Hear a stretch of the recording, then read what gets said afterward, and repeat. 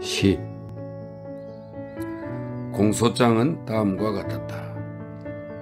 1880몇 년 1월 17일 마브리티니아 호텔에 투숙한 쿠르칸시의 이길드 상인 페라폰트 에밀리아노비치 스멜코프가 돌연사했다. 사구역 경찰서 소속 경찰인은 지나친 음주로 인한 심장 파열이 사인이라고 밝혔다. 스멜코프의 시신은 매장됐다. 스멜코프의 동향인이자 친구인 상인 지모인이 며칠 후 베테르부르크에서 돌아와 스멜코프의 죽음을 둘러싼 정황을 알고 스멜코프가 소유한 돈을 강탈할 목적으로 저지른 독살이라는 의혹을 표명했다. 이 의혹은 예심에서 확정을 얻었다. 확인한 사실은 다음과 같다. 1. 스멜코프는 죽기 직전 은행에서 3,800루블을 은하로 인출했다. 그러나 보관 중인 고인의 소지품 목록에 따르면 현금은 겨우 312루블 16코페이카 뿐임이 밝혀졌다. 2. 사망 전날 하루 종일 그리고 밤새도록 스멜코프는 장녀 류카 에카체리카 마슬로바 갈로에 되어 있네요. 와 함께 유곽과 마브리타니아 호텔에서 시간을 보냈다. 예카체리나 마슬로바는 스멜코프의 부탁을 받고 혼자서 유곽을 나와 돈을 가지러 호텔로 갔다. 그리고 스멜코프가 건넨 열쇠로 객실을 연 후 마브리타니아 호텔의 복도 담당 직원인 예피미아 보츠코바와 시몬 카르친킨이 지켜보는 가운데 스멜코프의 여행 가방에서 돈을 꺼냈다. 마슬로바가 스멜코프의 여행 가방을 열 때 그 자리에 있던 보츠코바와 카르친킨은 그 속에서 100루블짜리 지폐 다발을 보았다. 3. 스멜코프가 장녀 류카와 함께 유곽에서 마브리타니아 호텔로 돌아왔을 때 류카는 복도 담당 하인인 카르친킨의 조언대로 꼬냑을 따른 술잔에 카르친킨한테 받은 하얀 가루를 타서 스멜코프에게 마시게 했다. 4. 다음날 장녀 류카는 유곽을 경영하는 주인이자 정인인 키타예베에게 스멜코프의 다이아몬드 반지를 팔았다. 스멜코프가 선물로 준 것인 듯 했다. 5. 마브리타니아 호텔의 복도 담당 직원인 예피미아 보츠코바는 스멜코프가 죽은 다음날 그 지역의 상업은행에 가서 자기 계좌에 은하 1,800루블을 입금했다. 복도 담당 직원이 법의학 검시를 하고 사체를 해부하고 스멜코프의 내장의 화학검사를 실시한 결과 체내에 독극물이 명백하게 존재한다는 점이 밝혀졌다. 이 사실은 사인이 독살이라는 결론에 근거를 제공했다. 용의자로 검거된 마슬로바, 보츠코바, 카르친키는 다음과 같이 주장하며 자신들의 죄를 인정하지 않았다. 마슬로바는 정말 스멜코프의 심부름으로 그 상인에게 돈을 가져다 주기 위해 자신이 일하는 유곽에서 나와 마브리타니아 호텔로 갔다고, 스멜코프한테 받은 열쇠로 그곳에서 상인의 여행 가방을 열어 지시받은 대로 은화 40루블을 꺼냈을 뿐 그 이상은 가져오지 않았으며, 자신이 가방을 열었다 닫고 돈을 가져올 때 동석한 보츠코바와 카르친킨이 그 사실을 확인해 줄 거라고 말했다. 나아가 스멜코프의 객실을 두 번째 찾았을 때 카르친킨의 사주를 받고 꼬냑에 어떤 가루를 타서 마시게 한 것은 사실이지만 상인이 그것을 먹고 잠들어 얼른 자신을 놓아주기를 바랐기 때문이라고 진술했다. 반지는 스멜코프가 때려 그녀가 울면서 떠나려 하자 그가 직접 선물한 것이었다. 예피미아 보츠코바는 사라진 돈에 대해 아무것도 모른다고, 자신은 상인의 객실에 들어가지도 않았으며 류카 혼자 그곳에서 주인 행세를 했다고, 상인의 돈이 도둑맞았다면 류카가 상인의 열쇠를 들고 돈을 가지러 왔을 때 훔쳤을 것이라고 진술했다. 이 부분에서, 이거는 진술서는 잠깐 멈춥니다. 이 부분에서 마슬로바가 바르르 떨며 입을 벌리고 보츠코바를 돌아보았다. 서기는 계속 읽었다. 예피미야 보츠코바에게 은화 1800루블이 예금된 계좌를 제시하며 이런 돈이 어디에서 생겼느냐고 묻자 25년 동안 시몬 카르친킨과 함께 저축했다고 자신은 그와 결혼할 계획이라고 진술했다. 한편 첫 진술에서 시몬 카르친킨은 유곽에서 열쇠를 들고 온 마슬로바의 사주를 받아 보츠코바와 함께 돈을 훔친 후 그 돈을 마슬로바하고 보츠코바와 나누었다고 자백했다. 이때 마슬로바는 다시 흠칫 떨며 벌떡 일어나기까지 했다. 얼굴이 새빨개진 그녀가 뭐라고 말하기 시작했지만 집행관이 제지했다. 서기가 낭독을 계속했다. 마침내 카르친킨은 상인을 독살하기 위해 마슬로바에게 가루약을 준 사실을 자백했다. 그러나 두 번째 진술에서는 돈을 훔친 것도 마슬로바에게 가루약을 넘긴 것도 부인하며 마슬로바 혼자 모든 범행을 저질렀다고 주장했다. 보츠코바가 은행에 입금한 돈에 대해서는 보츠코바의 말대로 자기들이 12년 동안 호텔에 근무하면서 신사들로부터 받은 팁을 모은 것이라고 진술했다. 그 다음 공소장에는 대심 기록, 증인 기록, 전문가 소견 등이 이어졌다. 공소장은 다음과 같이 마무리됐다. 위에서 언급한 모든 것에 비추어 보로키 마을의 33세 농민 시몬 페트로프 카르치킨, 43세 소시민 예피미야 이바노바 부츠코바, 27세 소시민 예카체리나 미하일로바 마슬로바를 다음 혐의로 기소한다. 1880몇 년 1월 17일 그들은 사전에 공모하여 상인 스멜코프의 총액 2500루블에 달하는 돈과 반지를 훔쳤고 그의 생명을 빼앗을 의도로 독을 먹여 그 결과 스멜코프를 죽음에 이르게 했다. 이 범죄는 형법 1453조 4항과 5항에 해당된다. 따라서 형사소송법 제20조에 의거해 농민 시몬 카르친킨, 예피미야 보츠코바, 소시민 예카체리아 마슬로바를 배심원이 참여하는 지방법원의 공판에 회부한다. 그렇게 서기는 긴 공소장의 낭독을 마치고 기록을 정리한 후 두 손으로 긴 머리카락을 매만지며 자리에 앉았다. 다들 이제 심리가 시작되어 곧 모든 것이 밝혀지고 정의가 실현되리라는 즐거운 생각을 하며 안도의 한숨을 쉬었다.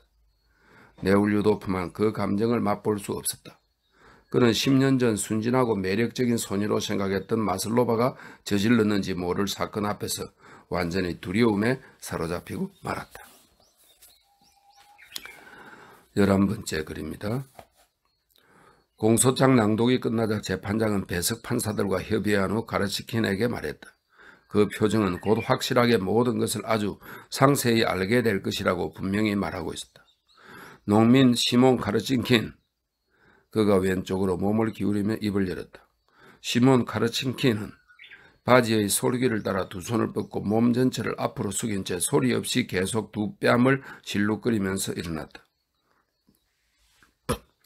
당신은 1880몇 년 1월 17일 예피미야 보츠코바와 예카체리아 마슬로바와 함께 상인 스멜코프의 여행 가방에서 그가 소유한 돈을 훔친 후 비소를 가져와 상인 스멜코프의 술에 타서 먹이도록 예카체리나 마슬로바를 설득했고 그 결과 스멜코프를 사막에 이르게 했다는 혐의로 기소되었습니다. 자신의 죄를 인정합니까? 그는 말을 끝낸 뒤에 오른쪽으로 몸을 기울였다. 있을 수 없는 일입니다. 손님을 보살피는 게 우리의 일이라. 나중에 말하십시오. 자신의 죄를 인정합니까? 절대 아닙니다. 전 그저 나중에 말하라니까요. 자신의 죄를 인정합니까? 침착하게 하지만 완강하게 재판장이 거듭 물었다. 제가 그런 짓을 했을 리가 없지 않습니까? 왜냐하면 다시 집행관이 시몬 카르친킨에게 뛰어가 비극적인 어조로 소근거리며 그를 제지했다.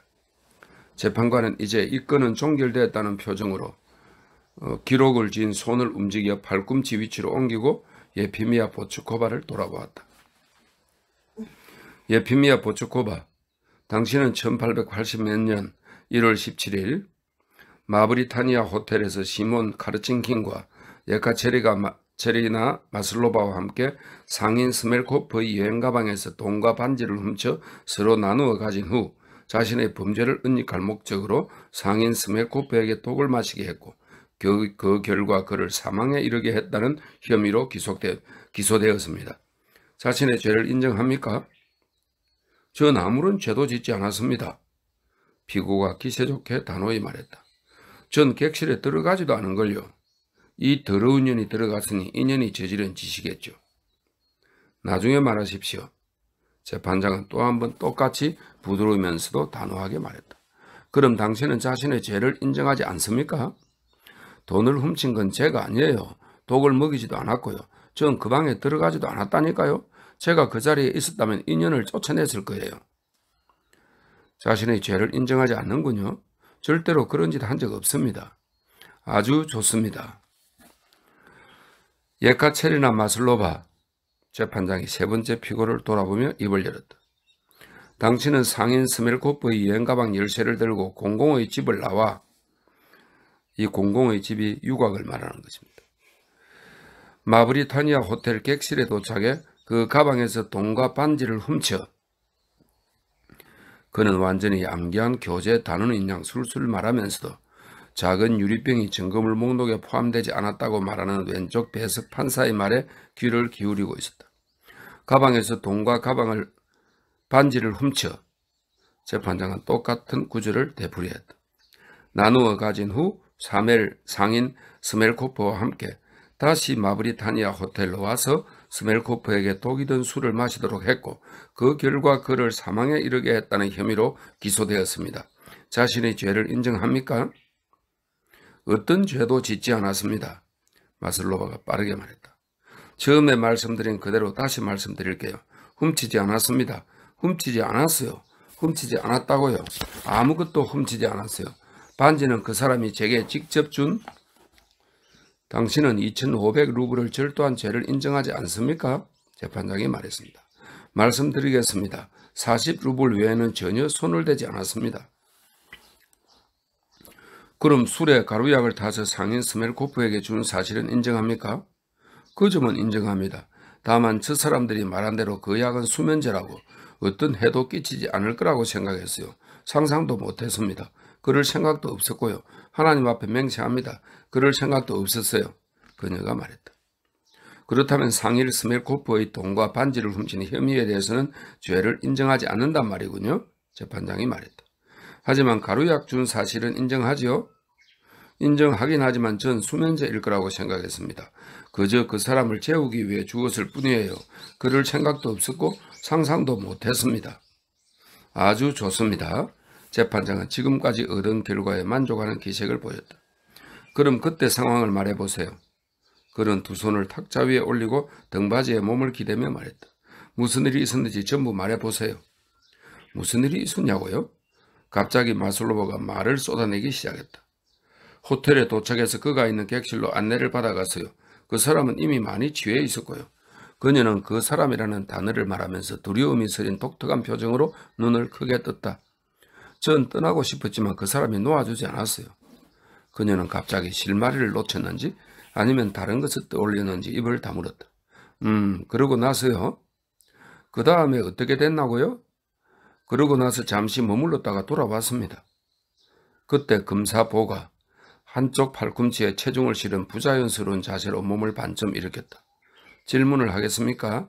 재판장이 말했다. 검사보가 그렇다고 답변하자 질문할 권리를 넘기겠다는 몸짓을 해보였다. 이런 질문을 하고 싶군요. 피고는 시몬 카르친킨을 예전부터 알았습니까? 검사보가 마슬로바를 쳐다보지 않고 물었다. 그리고 질문을 끝낸 뒤에는 입술을 굳게 다물고 얼굴을 찌푸렸다. 재판장이 질문을 되풀이했다. 마슬로바는 겁에 질려 검사보를 뚫어지게 쳐다보았다. 시몬을요? 알았습니다. 그녀가 말했다. 내가 지금 알고 싶은 건 피고와 카르친킨의 그 친분이 어느 정도였냐는 겁니다. 서로 자주 만났습니까? 친분이 어느 정도였나고요? 손님들이 오면 저를 불렀습니다. 친한 사이는 아니었어요. 마슬로바는 검사보와 재판장을 불안하게 번갈아 쳐다보면서 대답했다. 왜 카르친키는 손님들이 오면 다른 여자들 말고 마슬로바만 불렀을까요? 그 점을 알고 싶군요. 금사부는 눈을 가늘게 뜨고 메피스토펠레스처럼 교활한 미소를 살짝 지으며 말했다. 모릅니다. 제가 어떻게 알아요? 마슬로바가 대답했다. 급에 질려 주위를 둘러보던 시선이 한순간 네올류도프에게 멈췄다. 부르고 싶은 사람을 불렀겠죠. 알아봤나? 네올류도프는 두려움에 휩싸여 생각했다. 피가 얼굴로 몰리는 느낌이었다. 하지만 마슬로바는 다른 사람들과 그를 구별하지 못하고 이내 고개를 돌려 다시 두려운 표정으로 금사부를 뚫어지게 바라보았다. 그런 피고는 카르친킨과 어떤 친밀한 관계도 아니었다고 말하는 거죠? 아주 좋습니다. 더 이상 질문이 없습니다. 그러더니 금사부는 곧 책상에서 팔꿈치를 떼고 무언가를 적기 시작했다. 사실은 아무것도 적지 않았고 그저 자신이 필기한 글씨를 펜으로 덧그린 것뿐이었다. 하지만 검사들과 변호사들이 그러는 것을, 즉 노련한 질문 후 분명히 적수를 격파하는 데 도움이 될 만한 사항들을 자신의 논고에 적어두는 것을 본 적이 있었다. 재판장이 피고 쪽을 금방 돌아보지는 않았다. 미리 준비해서 서류에 기록해 놓은 질문들을 시작하는데 동의하는지 어떤지 안경 쓴 배석 판사에게 묻고 있었기 때문이다. 그 다음에 무슨 일이 있었죠? 재판장이 질문을 제기했다. 집으로 돌아왔습니다. 마슬로바는 한층 대담하게 재판장만 쳐다보며 답변을 이어갔다. 주인에게 돈을 건네고 잠자리에 들었습니다. 겨우 잠이 들었는데 우리 집에서 일하는 베르타가 저를 깨웠어요. 가봐, 너희 상인이 다시 왔어. 저 나가고 싶진 않았지만 마담이 그러라고 시켰습니다. 거기에 그 사람이 있었습니다. 그녀는 다시 눈에 띄게 두려워하며 그 사람이라는 그 말을 입 밖에 냈다. 그 사람은 우리 집 여자들에게 계속 술을 먹였습니다. 그러고는 술을 더 가져오라고 사람을 보내려 했지만 돈을 전부 써버린 상태였지요. 주인은 그를 믿지 않았어요. 그래서 그 사람이 저를 자기 객실로 보냈습니다. 그리고 돈이 어디 있는지 얼마나 가져와야 하는지 말해줬어요. 그렇게 해서 제가 가게 된 겁니다. 재판장은 그때 왼쪽의 배석 판사와 소곤소곤 이야기하느라 마슬로바의 말을 듣지 않았다. 하지만 계속 듣고 있는 것처럼 보이기 위해 그녀의 마지막 말을 되풀이했다. 갔단 말이죠. 그래서 어떻게 됐지요? 그가 말했다. 도착해서 그 사람이 시킨 대로 전부 했습니다. 객실에 들어갔어요. 혼자서 들어가지 않고 시몬 미하일로비치와 이 여자도 불렀습니다. 그녀는 보츠코바를 가리키며 말했다. 거짓말이에요. 들어가다니요. 들어가지 않았어요. 보츠코바는 입을 열었다가 제지당했다. 저 사람들이 보는 앞에서 빨간 지폐를 4장 꺼냈습니다. 마슬로바는 얼굴을 찌푸린 채 보츠코바를 쳐다보지 않으며 계속 말을 이어갔다. 그럼 피고는 40루블을 꺼낼 때 돈이 얼마 있는지 보지 못했습니까? 다시 검사부가 물었다. 검사부가 말을 건네자 마슬로바는 발을 떨었다. 왜 그런지 몰랐지만 그가 그녀에게 악의를 품고 있음을 느꼈다. 세어보지 않았습니다. 100루블짜리 지폐들이 있는 걸 보았을 뿐입니다. 피고는 100루블짜리 지폐들을 보았군요. 더 이상 질문 없습니다. 그럼 피고는 돈을 가져갔습니까? 재판장이 시계를 쳐다보며 계속 물었다. 가져갔습니다. 그러고 나서요? 재판장이 물었다. 그 다음에는 그 사람이 저를 다시 데려갔습니다. 마슬로바가 말했다. 그런데 어떻게 해서 가루약을 넣어주게 됐지요? 재판장이 물었다. 어떻게 또 주었냐고요? 술에 타서 주었죠. 도대체 왜 준 겁니까? 그녀는 대답하지 않고 무겁게 깊은 한숨을 쉬었다. 그 사람이 계속 저를 놓아주지 않았습니다. 그녀는 잠시 잠자코 있다가 입을 열었다. 전 그 사람에게 시달려 지칠 대로 지쳐 있었습니다. 복도로 나가 시몬 미하일로비치에게 말했어요. 날 좀 놓아주면 좋겠는데 피곤해요. 시몬 미하일로비치가 말했습니다.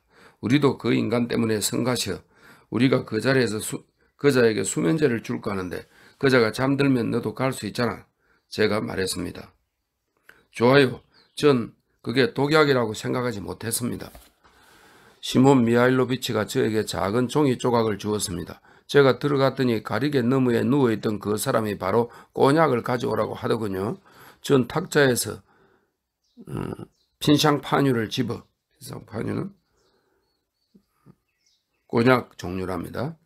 핀상 판유를 집어 그 사람과 저를 위한 2개의 유리잔에 따랐습니다. 그 사람의 컵에는 가루약을 넣어 건넸고요. 제가 알았다면 줬겠어요? 그럼 반지는 어떻게 생긴 겁니까? 재판장이 물었다. 반지는 그 사람이 저에게 직접 선물한 것입니다. 언제 그가 당신에게 선물했습니까? 그와 함께 객실에 도착한 후 전 돌아가려고 했어요. 그런데 그 사람이 제 머리를 때리는 바람에 머리 장식이 깨졌죠. 전 화를 내며 떠나려고 했습니다. 그 사람이 손가락에서 반지를 빼더니 가지 말라며 저에게 선물하더군요. 그녀가 말했다. 어떤 검사부가 다시 반쯤 일어나 여전히 순진한 척하는 똑같은 표정으로 몇 가지 질문을 더하게 해 달라고 청했다. 허락을 받자 그는 자수를 놓은 옷깃 위로 고개를 숙이며 물었다. 피고가 상인 스멜코프의 객실에서 얼마 동안 함께 머물렀는지 알고 싶습니다. 다시 마슬로바는 두려움에 휩싸였다. 그녀는 검사부와 재판장을 불안한 시선으로 번갈아 쳐다보다가 황급히 말했다. 얼마나 있었는지 기억이 나지 않습니다. 그럼 이것도 기억나지 않습니까? 피고는 상인 스멜코프의 객실에서 나와 호텔 어딘가에 들렀나요? 마슬로바는 잠시 생각에 잠겼다. 바로 옆의 빈 객실에 들렀습니다. 그녀가 말했다. 왜 들렀습니까? 검사부가 골똘하게 그녀를 똑바로 쳐다보았다. 옷차림을 매만지러 들렀다가 상마차 마부가 올 때까지 기다렸습니다. 카르친킨이 피고와 함께 객실에 있었습니까? 없었습니까? 시몬 미하일로비치도 들렀습니다. 왜 들렀습니까? 상인이 마시다 남긴 핀상 파뉴가 있어 둘이서 함께 마셨습니다. 아, 함께 마셨다고요? 아주 좋습니다. 그럼 피고는 시몬과 대화를 나누었습니까? 무슨 이야기를 했죠? 마슬로바가 갑자기 얼굴을 찡그리더니 새빨갛게 물든 얼굴로 빠르게 말했다. 무슨 말을 했냐고요? 아무 말도 하지 않았어요. 무슨 일이 있었는지 전부 말씀드렸고 더 이상 아무것도 몰라요. 절 마음대로 하세요. 저에겐 죄가 없어요. 그뿐입니다. 더 이상 질문 없습니다. 검사부는 재판장에게 말하고 나서 부자연스럽게 어깨를 움츠린 채 논고를 요약하며 시몬과 함께 빈 객실에 들렀다는 피고의 자백을 빠르게 적었다. 정적이 흘렀다. 더 할 말이 있습니까? 전부 말씀드렸습니다. 그녀는 이렇게 말하고 한숨을 쉬며 자리에 앉았다. 뒤이어 재판장이 종이에 뭐라고 적다가 왼쪽 배석 판사가 소곤소곤 전하는 말을 듣더니 10분 동안 휴정을 선언하고는 황급히 일어나 법정으로 나갔다. 키가 크고 턱수염이 덥수룩하고 큰 눈이 선량해 보이는 왼쪽 배석 판사와 재판장 사이에 오간 이야기는 이 배석 판사가 자기 위장에 약간 탈이 난 듯하니 마사지를 하고 물약을 마셔도 되겠느냐는 것이었다. 그는 재판장에게 이런 상황을 전했고 그의 요청에 따라 휴정이 선언됐다. 판사들에 이어 배심원들, 변호사들, 증인들도 일어났다. 그들은 이미 중요한 임무의 일부를 수행했다는 뿌듯한 감정을 느끼며 이리저리 움직였다. 네올류도프는 배심원실로 가서 창가에 앉았다. 네.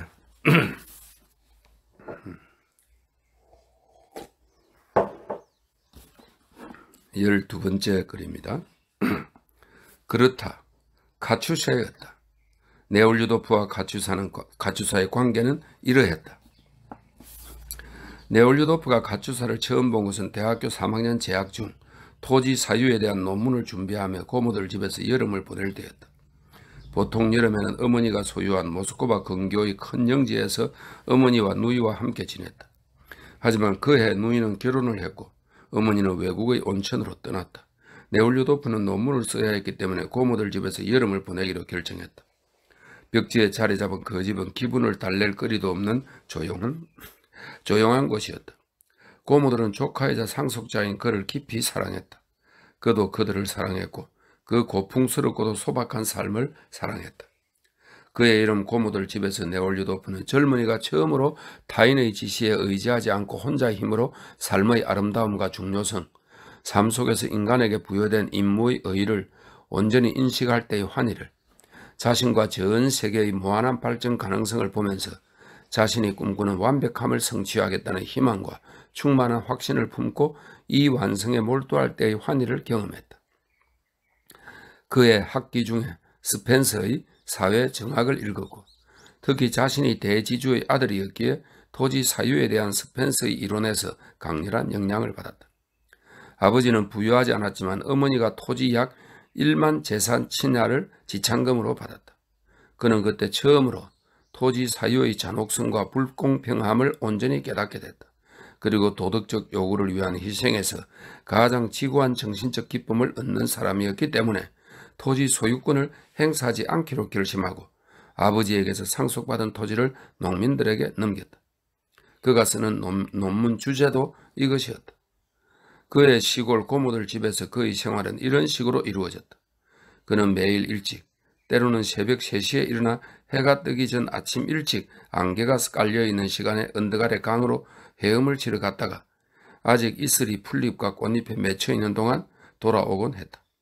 이따금 아침에 커피를 마신 뒤 논문을 쓰거나 논문을 위한 저작을 읽기 위해 책상 앞에 앉아 있기도 했지만 독서나 집필을 하는 대신 다시 집 밖으로 나가 들판과 숲을 어슬렁거리는 경우가 훨씬 잦았다. 점심 식사 전에는 정은 어디에선가 눈을 붙였고 그런 다음에는 식사를 하면서 특유의 쾌활함으로 고모들을 즐겁게 하거나 웃게 만들었으며 그런 다음에는 말을 타거나 보트를 탔고 저녁이면 다시 독서를 하거나 고모들과 함께 둘러앉아 파시안스 카드 놀이를 했다. 밤이면 특히 달이 뜬 밤이면 단지 가슴을 뒤흔드는 강렬한 생의 기쁨이 느껴진다는 이유만으로 종종 잠을 이루지 못하고 새벽까지 공상과 상념에 잠겨 정원을 거닐었다. 그는 고모들 집에서 첫 한 달을 그렇게 행복하고 평온하게 보냈으며 반은 하녀이고 반은 비양육자인 검은 눈의 발빠른 카츄사한테는 전혀 관심을 보이지 않았다.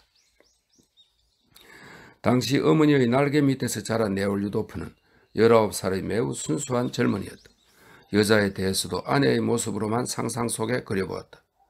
그가 생각하기에 아내가 될 수 없는 여자는 전부 그에게 여자가 아니라 그저 사람이었다. 그런데 그 여름 그리스도 성천일에 고모들 집 인근에 사는 귀 부인이 젊은 딸 둘과 김나지움 학생인 아들 하나를 데리고 찾아왔다. 그들 집에 묵는 농민 출신의 젊은 화가도 함께였다.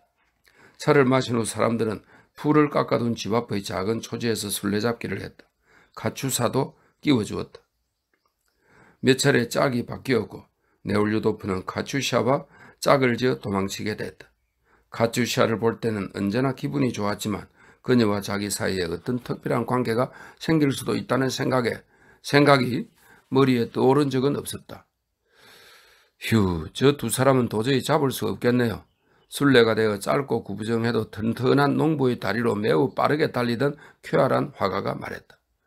발이 걸려서 넘어지지 않는 한 말입니다. 당신이군요. 그래도 우리를 잡지 못할걸요. 하나, 둘, 셋. 사람들이 손뼉을 3번 쳤다. 카츄샤는 웃음을 간신히 참으며 네올유도프와 재빨리 자리를 바꾸더니 단단하고 거친 자그마한 손으로 그의 커다란 손을 잡고는 풀먹인 치마를 사락거리며 왼쪽으로 달리기 시작했다. 네올유도프는 빠르게 달렸다. 화가에게 지고 싶지 않아 온 힘을 다해 뛰었다.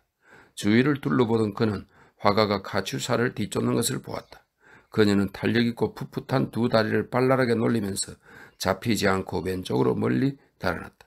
앞쪽에 라일락 뜰기 나무들이 우거진 화단이 있었고 그 너머로 달려간 사람은 아무도 없었다.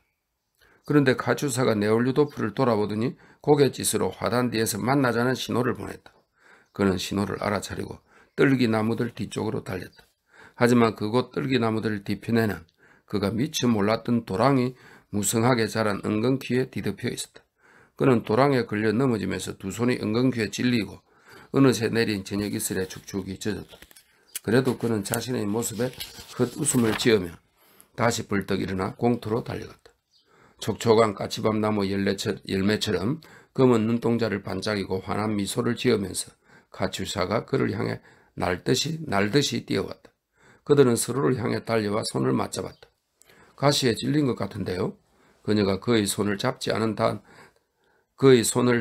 다른 손으로 흐트러진 따은 머리를 매만지며 말했다. 힘겹게 숨을 몰아쉬면서도 생글생글 웃는 얼굴로 그를 똑바로 올려다 보았다. 여기 도랑이 있는지도 몰랐네.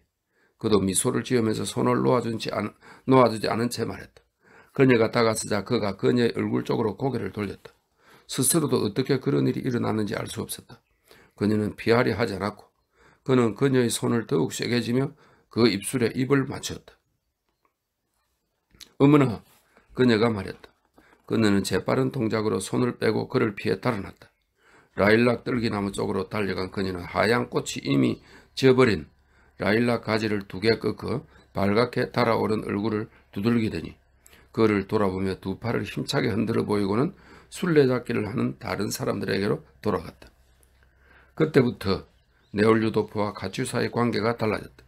순수한 젊은 남자와 똑같이 순수한 아가씨가 서로 호감을 느낄 때 생기는 특별한 관계가 형성됐다. 카츄사가 방에 들어오기만 해도 혹은 멀리 하얀 앞치마가 보이기만 해도 네올류도프에게는 모든 것이 햇살을 받아 환해지는 듯 했으며 모든 것이 한층 흥미롭고 즐겁고 의미심장하게 느껴졌다. 삶이 한층 기쁘게 변했다. 카츄샤도 똑같은 것을 경험했다. 하지만 카츄샤가 눈앞에 있거나 가까이 있을 때만 네올류도프가 이런 영향을 받은 것은 아니었다. 그는 그 카츄샤가 존재한다는 인식만으로도 이런 영향을 받았고 그는 역시 네올류도프가 존재한다는 사실에서 똑같은 경험을 했다. 어머니로부터 불쾌한 편지가 와도 논문 지필이 순조롭게 진척되지 않아도 젊은이다운 까닭 모를 슬픔이 엄습해도 카츄샤가 존재하고 곧 그녀를 보게 된다는 사실을 떠올리기만 하면 그 모든 것이 산산이 흩어져 사라졌다. 카츄샤는 해야 할 집안일이 많았지만 모든 것을 늦지 않게 끝냈고 여가 시간에는 독서를 했다. 네올류도프는 토스토예프스키와 두르게네프를 다 읽고 나서 곧바로 그녀에게 건넸다. 그녀가 무엇보다 좋아한 작품은 두르게네프의 정적이었다. 두 사람의 대화는 복도나 발코니나 앞마당에서 만날 때 짬짬이 이루어졌다. 이따금 고모들의 늙은 하녀이자 카츄샤와 함께 생활하는 마트로나 파블로브나의 방에서도 이야기를 나누었다. 네올류도프가 가끔 설탕을 갈아 먹으면서 차를 마시기 위해 그 방에 들렸던 것이다. 그들의 대화는 마트로나 파블로브나가 있을 때 가장 즐거웠다. 단둘이 있을 때는 대화하기가 더 어려웠다. 곧 그들의 눈은 입술이 말하는 것과 완전히 다른 무엇인가를, 훨씬 더 중요한 무엇인가를 말하기 시작했고 입술은 뻣뻣해졌다. 그러면 어떤지 무서운 기분이 들어 황급히 헤어지곤 했다. 네올류도프와 카츄사의 이런 관계는 그가 고모들 집에서 처음 머물던 시기에 계속 이어졌다. 고모들은 이 관계를 눈치채고 깜짝 놀랐으며 심지어 외국에 있는 네올류도프의 어머니 엘레나 이바노브나 공작 부인에게 이 문제에 대해 편지를 써보내기도 했다. 마리아 이바노브나 고모는 드미트리가 카츄샤와 관계를 맺지 않을까 걱정했다. 하지만 부질없는 걱정이었다. 네올류도프는 스스로도 몰랐지만 순수한 사람들이 사랑하는 방식으로 카츄샤를 사랑했고 그의 사랑은 그를 위해서나 그녀를 위해서나 타락을 막는 가장 강력한 방음막이 됐다. 그는 그녀의 육체를 소유하고 싶은 욕망을 품지 않았을 뿐 아니라 그녀와 그런 관계가 될 수 있다는 생각만 해도 두려움을 느꼈다. 한편 시적 감성을 지닌 소피아 이바노브나는 훨씬 더 본질적인 고민을 하고 있었다. 순수하고 과감한 성품인 드미트리가 한 여자를 사랑하게 되면 그 출신이나 신분에 아랑곳하지 않고 결혼하려 들지 않을까 걱정한 것이다. 네올류도프가 당시 카츄샤를 향한 자신의 사랑을 분명히 자각했다면 특히 그때 사람들이 그런 여자와는 절대로 운명을 합칠 수 없고 그래서도 안 된다고 말렸다면 매사에 올고준 네올류도프는 자신이 사랑하기만 하면 어떤 여자하고든 결혼하지 못할 이유가 없다고 판단했을지 모른다. 그러나 고모들은 자신들의 걱정에 대해 그에게 말하지 않았고 그는 이 아가씨에 대한 사랑을 깨닫지 못한 채 그렇게 떠나버렸다. 그는 확신했다. 카츄샤를 향한 감정은 당시 자신의 온 존재를 가득 채운 생의 기쁨이 이 사랑스럽고 명랑한 아가씨와 함께 나눈 그 기쁨이 표현된 데 불과하다고. 하지만 그 집을 떠날 때 고모들과 함께 형광 계단에 선 카츄샤가 살짝 사시인 검은 눈동자에 눈물이 그릉그릉해 그를 배웅하자 어쩐지 두 번 다시 만날 수 없는 멋지고 소중한 무언가를 두고 가는 기분이 들었다. 그래서 몹시 슬펐다. 안녕 카츄샤, 전부 고마워. 그는 마차에 오르며 소피아 이바노브나의 실레모 너머를 향해 말했다. 안녕히 가세요, 드미트리 이바노비치. 그는 언제나 그렇듯 상냥하고 다정한 목소리로 말하고는 그릉그릉한 눈물을 참으면서 마음껏 울 수 있는 현관방으로 달려갔다. 13번째 글입니다. 그 후 3년 동안 네올류도프는 카츄샤를 만나지 못했다. 그리고 드디어 그녀를 만난 것은 장교로 임관한 직후 군대에 부임하는 도중 고모들 집에 들렀을 때였다.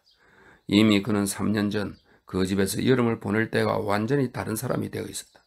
그 무렵 그는 모든 선한 대의를 위해 언제라도 자신을 바치려 하는 정직하고 희생적인 청년이었지만 이제 자신의 쾌락만을 소중히 하는 방탕하고 세련된 에고이스트였다. 그 무렵 그는 신의 세계가 신비로워 보여 기쁜 마음으로 열광하며 그것을 풀기 위해 애썼다. 하지만 이제 이 삶의 모든 것은 자신이 처한 생활 조건으로 결정되었으며 단순하고 분명했다. 그 무렵 그에게는 자연이라든지 자기보다 앞서 살았던 사유하고 감각하는 인간들의 소통, 철학과 시입니다. 소통이 필수적이고 중요했지만 이제 인간의 제도나 동료들과의 교제가 필수적이고 중요했다. 그 무렵에는 여자가 신비하고 매력적인, 다름 아닌 이 신비로움 때문에 매력적인 존재로 보였지만 이제 여자, 즉 가족이나 친구들의 아내를 제외한 모든 여자가 의미하는 바는 매우 분명했다. 여자란 이미 맛본 쾌락을 얻기 위한 최고의 도구들 중 하나였다. 그 무렵에는 돈이 필요하잖아 어머니가 주는 돈의 3분의 1도 바라지 않았으며 아버지의 영지를 거절하고 그것을 농민들에게 넘길 수 있었다. 그런데 이제 어머니가 매달 주는 1,500루블도 부족해서 어머니와 돈 때문에 여러 번 불쾌한 대화를 나누었다. 그 무렵에는 정신적 존재를 참된 나로 여겼지만 이제 건강하고 활기차고 동물적인 나를 자신의 본래 모습으로 생각했다. 3년 만에 사람이 완전히 바뀌었다. 그죠? 그리고 이 모든 무시무시한 변화가 그에게 일어난 것은 단지 그가 더 이상 자신을 믿지 않고 타인을 믿게 되었기 때문이다. 그가 자신을 더 이상 믿지 않고 타인을 믿게 된 것은 자신을 믿으면서 살기가 너무 힘들었기 때문이다. 스스로를 믿는다는 것은 가벼운 즐거움을 추구하는 동물적인 나를 위해서가 아니라 거의 언제나 그것에 거스르며 온갖 물음을 해결해야 한다는 의미였다. 타인을 믿는다는 것은 아무것도 결정할 필요가 없으며 이미 모든 것이 결정되었으며 그 결정이 언제나 정신적인 나를 거스르고 동물적인 나를 위해 이루어진다는 의미였다. 그뿐 아니라 자신을 믿으면 언제나 사람들로부터 비난을 받았고 타인을 믿으면 주위에 칭찬을 들었다. 그래서 네올류도프가 신과 진리와 부와 빈곤에 대해 생각하고 쓰고 말할 때면 주변 모든 사람들은 이것을 부적절하게 어느 정도는 우습게 여겼고 어머니와 친척 아주머니는 그를 우리의 친애하는 철학자라 부르며 다정하게 놀려대었다. 하지만 그가 소설을 읽고 음담 패스를 찌끄리고 프랑스 극장으로 우스운 보도비를 보러 가고 그것에 대해 즐겁게 들려주면 다들 칭찬하고 격려했다. 그가 소비를 절제할 필요가 있다고 생각해 낡은 외투를 입고 술을 멀리하면 다들 자기를 과시하는 유별나고 괴상한 짓으로 여겼다. 그가 사냥이나 대단히 호화로운 서재를 꾸미는 일에 큰 돈을 쓰면 다들 그의 취향을 칭찬하고 값비싼 물건을 선사했다. 아직 수총각이던 그가 결혼 전까지 계속 동정을 지키기를 원할 때 친척들은 그의 건강을 염려했다. 심지어 어머니는 아들이 진정한 사내가 되어 동료로부터 어떤 프랑스인 귀부인을 빼앗았다는 사실을 알고 슬퍼하기는커녕 오히려 기뻐했다. 카츄샤와 관련된 일화, 그러니까 아들이 그녀와 결혼할 생각을 품었을지 모른다는 생각만 해도 어머니인 공작 부인은 언제나 두려움을 느꼈다. 마찬가지로 성년이 된 네올류도프가 토지 소유를 불공정한 것으로 여겨 아버지로부터 상속받은 조그만 영지를 농민들에게 넘겼을 때 그의 그러한 행동은 어머니와 친척들을 공포에 몰아넣었고 그를 향한 모든 친족들의 끊임없는 질책과 냉소의 빌미가 되었다. 그들은 토지를 받은 농민들이 부유해지기는커녕 더 가난해졌으며 마을에 선술집을 3개 마련해 놓고는 일에서 완전히 손을 떼버렸다고 그에게 끊임없이 이야기했다. 근위대에 들어간 네올류도프가 지위가 높은 동료들과 어울리면서 엘레나 이바노브나가 자산을 흘러 돈을 마련해야 할 만큼 노름에서 많은 돈을 잃었을 때 그녀는 자연스러운 일이라고 심지어 그런 천년두 백신은 젊은 시절에 상류사회 사람들 틈에서 맞아두는 편이 좋다고 생각해 그다지 슬퍼하지 않았다. 처음에는 네올유도프도 맞서 싸우지만 싸움은 너무 힘들었다. 스스로를 믿었을 때 그가 좋다고 생각하던 모든 것이 다른 사람들에게는 나쁜 것으로 여겨졌고, 또 반대로 스스로를 믿었을 때 그가 나쁘다고 생각한 모든 것이 주위 사람들에게 좋은 것으로 받아들여졌기 때문이다. 그래서 결국 네올유도프는 굴복했으며 더 이상 자신을 믿지 않고 타인을 믿게 됐다.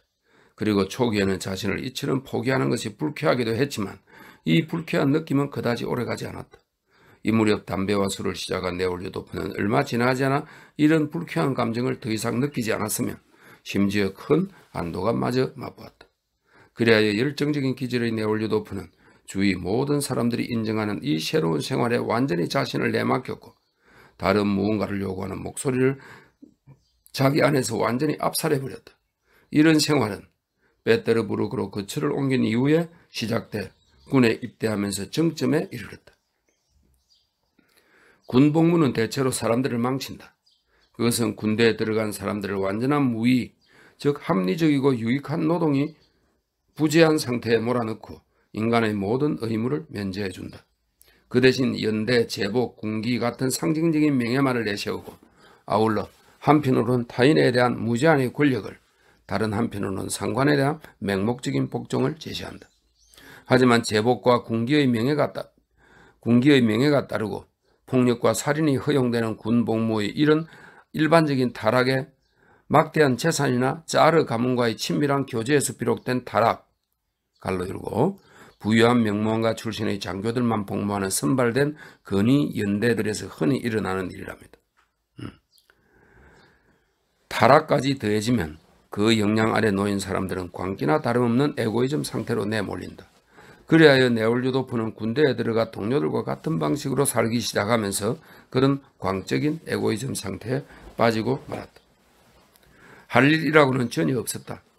자신이 아닌 타인이 아름답게 술을 놓고 손질해준 제복과 전투모를 착용하고, 역시 타인이 만들고 손질해서 건네준 무기를 들고, 역시 타인이 기르고 조련하고 여물을 먹인 멋진 말을 타고서 똑같은 사람들과 함께 훈련이나 사열에 나가기, 말 달리기, 검 휘두르기, 사격하기, 이런 것들을 다른 사람들에게 가르치기가 전부였다. 다른 일은 없었다. 가장 지위가 높은 사람들은 젊은이든 늙어지든 짜르든 그 척근이든 이를 격려했을 뿐 아니라 찬사와 감사를 보내기까지 했다. 이런 일들이 끝나면 장교 클럽이나 가장 비싼 선술집에 모여 어디에서 받았는지 모를 돈을 펑펑 쓰며 먹거나 무엇보다 마시는 것이 훌륭하고 중요한 일로 여겨졌다. 그 다음에 극장, 무도회, 여자, 그 다음에 다시 말을 타고 돌아다니거나 기병도를 휘두르거나 말을 타고 질주하기, 그 다음에 다시 돈 낭비와 술, 카드놀이, 여자, 이런 생활이 특히 군인들을 타락으로 이끄는 이유는 군인이 아닌 사람이 그런 생활을 하면 마음속 깊이 그것을 수치스러워하지 않을 수 없기 때문이다. 하지만 군인들은 이렇게 되어야 마땅하다고 생각하며 그런 생활에 자부심과 긍지를 갖는다. 네올유도프처럼 튀르크의 선전포고 이후, 이거는 그 당시 역사적 상황과 전쟁입니다. 선전포고 이후 전시에 입대한 사람들은 더욱 그랬다. 우리는 전쟁에서 목숨을 바칠 각오가 되어 있어. 그러니 이런 근심 없는 즐거운 생활은 용서받을 만할 뿐 아니라 우리에게 꼭 필요하기도 해. 그래서 우리는 이렇게 사는 거야. 그 시기에 네올유도프는 막연하게 그런 식으로 생각했다. 그 시절 내내 그는 이전에 스스로에게 부과한 모든 도덕적 장벽에서 해방되는 기쁨을 맛보았으며 광기나 다름없는 고질적인 에고이즘 상태에 계속 빠져 있었다. 3년 만에 고무대를 방문했을 때 그는 이런 상태였다.